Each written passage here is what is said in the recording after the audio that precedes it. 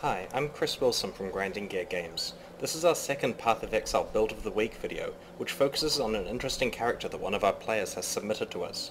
In this week's news, we unveiled the first screenshot of Act 3's town and posted its music on the audio section of our site. We also released some snippets of voice acting that we've been working on. Feel free to check them out at pathofexile.com.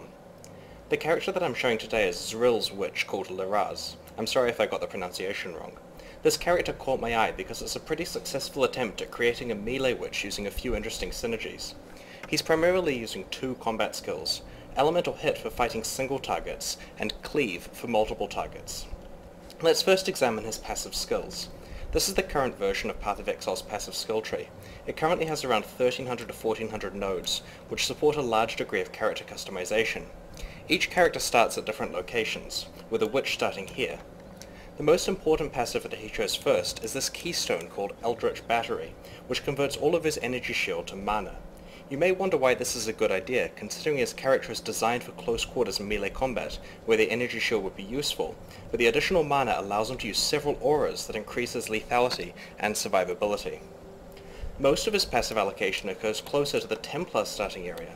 In addition to picking up elemental damage passives, he grabbed a large number of defensive combat skills.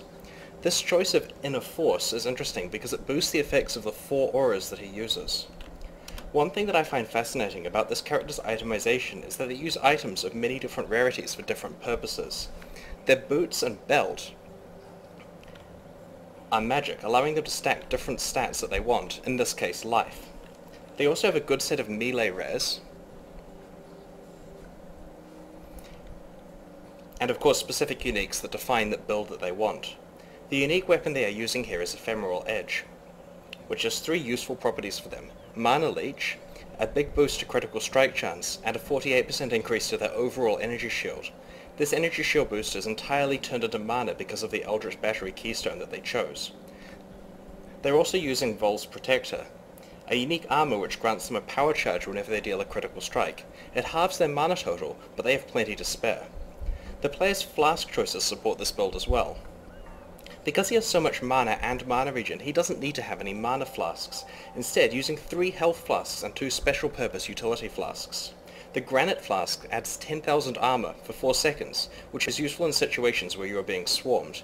The Diamond Flask causes all hits to become critical strikes for 1.5 seconds, allowing the player to get a lot of power charges from their unique armor. I'm going to show you his active skills next, but I need to leave town to find some monsters to fight. The area that I'm demonstrating here is a level 53 area, which is about 3 levels above this character.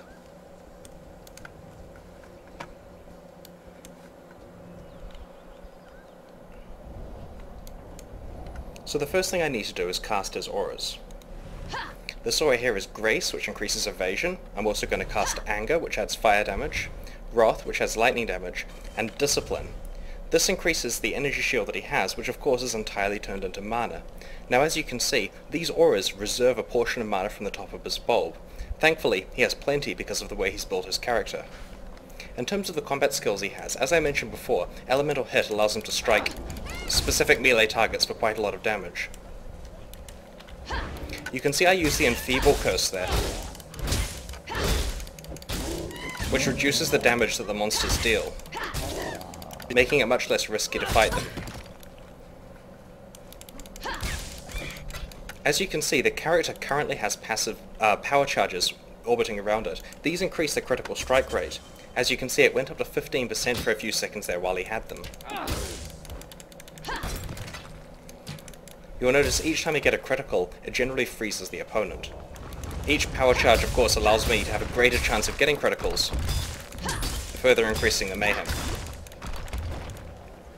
This could be seen if I drink the flask that allows me to get criticals with every hit. As you see, for a few seconds there I was able to basically one-hit the enemies, getting a lot of power charges. The character is also built to use Whirling Blades, which is primarily a movement skill in this context, although they can use it to go through enemies like that. It's very useful for getting in and out of combat if they need to.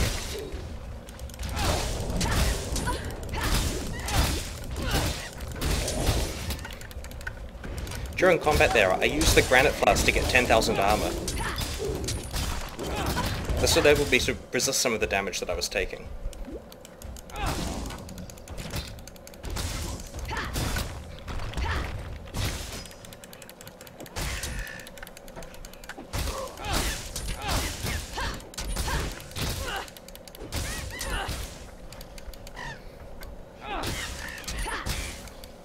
I like this build a lot. I have a soft spot for melee witches. Most witches are built as casters, so it's really nice to see one that's this effective in merciless difficulty using a melee weapon. I also like the fact they used uniques in an intelligent way and abused one of the keystones so that they're able to use so many auras at once.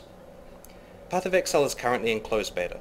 If you'd like to play it before it enters open beta later this year, please buy a supporter pack from pathofexile.com.